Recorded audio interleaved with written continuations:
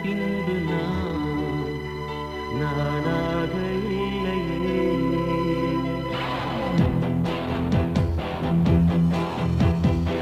ஏன் பிறந்தேன் என்று நான் இருந்தேன், உன்னை பார்த்தவுடன் உண்மை நான் அறிந்தேன்.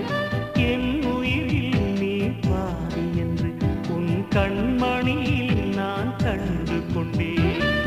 எத்தனை பெண்களை கடந்திருப்பேன், இப்படி என் மனம் துடித்ததில்லை.